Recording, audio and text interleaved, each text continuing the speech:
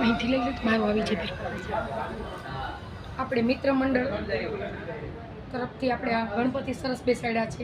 કડિયાવાડના ગણપતિ તો જો કેવા સરસ છે. હવે તમે બધે દર્શન કરવા ગઈ, આખા અલગ જ છે, બહુ મસ્ત છે. ડેકોરેશન એનું સરસ છે, પાછું આમ સજાવટ એ બહુ મસ્ત છે એકદમ, ને પાછા એકદમ બહુ બધી રીતના બહુ મસ્ત છે એકદમ.